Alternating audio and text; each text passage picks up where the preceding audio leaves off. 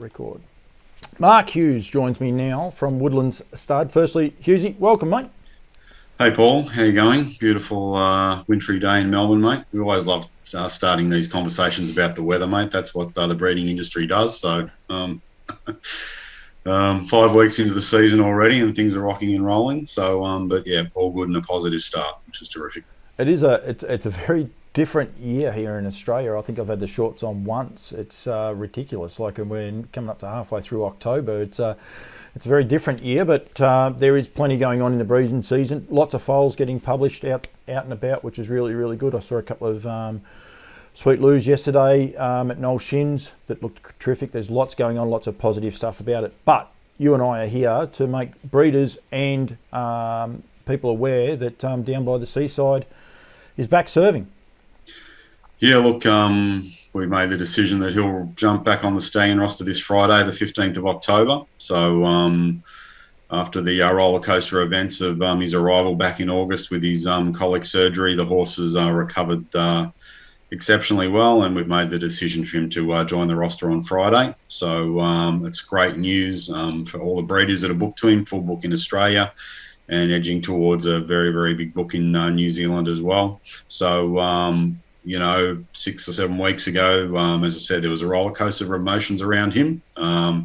We had the hottest 2-year-old sire in the world, and he's continued on that way. And now, the horse will be back in the shed on Friday, and his boys will be on the way all over Australia and New Zealand on Friday as well, which is a terrific thing.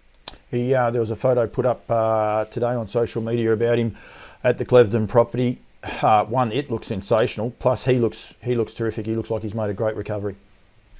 Yeah, look, the horse is in great order, and given that we've given him that extra little bit of time to make the full recovery, scans around that injury the surgery have been great. Look, he's called Rocky for one reason and one reason alone.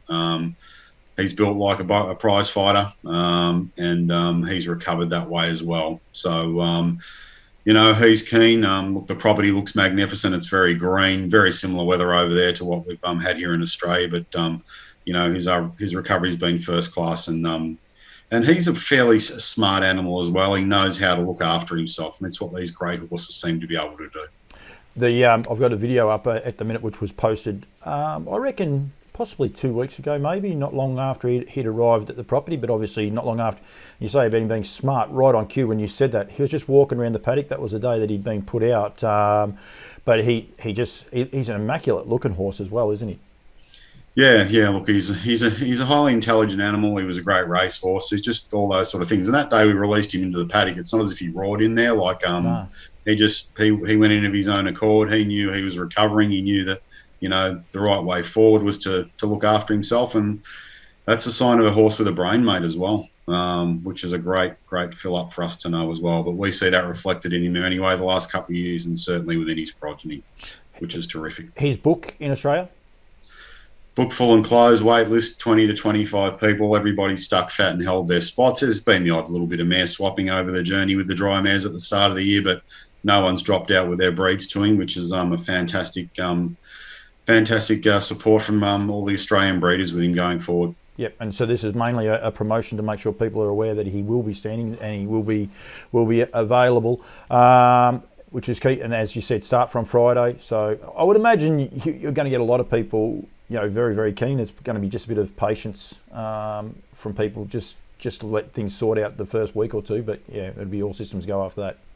Yeah, look, we know that there'll be people on board already. There's a couple of orders for him on Friday. So we understand that people are going to be keen to go. Everyone's being patient, and we thank them for their patience as well. But I think once he's back into the swing of things, and it'll be like jumping on the old push bike, as they say, and he'll be ready to roll again.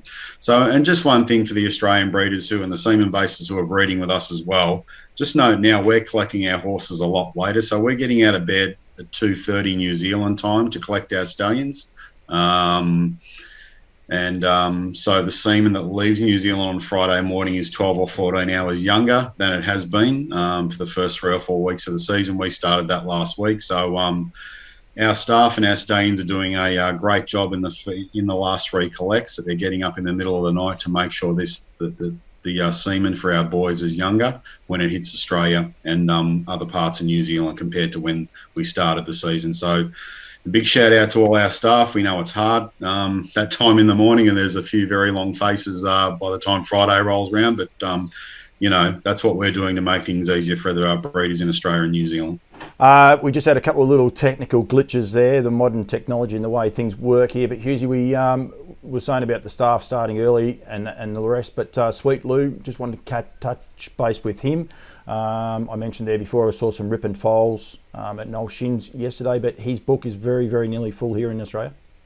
Yeah, look, I'll probably announce by Friday or Saturday that his book's full and closed. It's been a little bit of a fill-up lately with him, which is terrific based on racetrack results and sale results, obviously, in North America. People have started to work out that Sweet Lou's a real deal. 5th on the all-age in North America this year, like Broad Pass Mac 3 and Mark Major, who've got twice as many foals as him. Stunning results at Harrisburg this week, average of 90,000. That's crazy. He had a filly go for 400,000. Lots of lots in the 100 to 200,000. He's clearly the second most sought after sire in North America now, behind Captain Treacherous. And look, plenty of winners down here, like from Addington to Wagga to Medvin to Gloucester Park in the last 4 or 5 days. Just had a real big fill up. So if any breeders out there in Australia that are keen to breed to him, they've got to get in touch with me before the end of the week, because the no room at the Insign's going up. And I also encourage a lot of New Zealand breeders to start thinking about breeding to him as well again.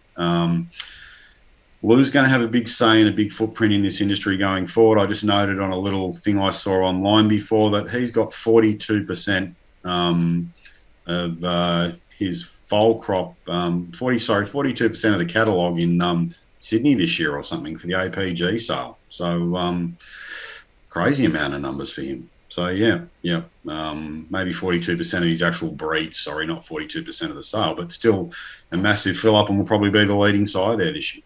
That's incredible, isn't it? And they're winning good races. They're doing it everywhere, 3-year-olds and the likes, but there's a couple of really exciting 2-year-olds here in My Charlie's Angel, and then I've forgotten the other horse's name in New South Wales, but see him go 152 the other day was just unbelievable. That was at a trial. Yeah, it was small tees. That was 52, and then he went 50 at the trials 3 days before, and he's drawn barrier 1 in his Breeders' Challenge semi-final Saturday night at Menangle. So, look, he's a very, very good horse. And look, there, as I say, there's going to be a lot of them around, mate. As I said, he's going to have a fair bit of real estate here in the next 3 to 5 years, and another full book this year, full book last year. He's here to stay.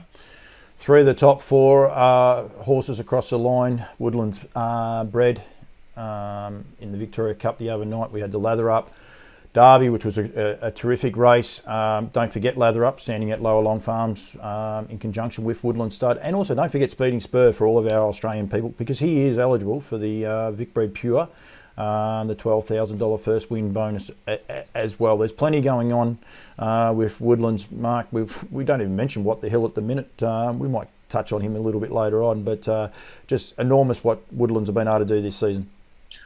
Yeah, look, we were wrapped to be sponsors again of the Derby on Saturday night past at Bendigo, Lather Up Derby, and well done to the Stewart team and to Bruce Edwards and Durham Park with their winner there.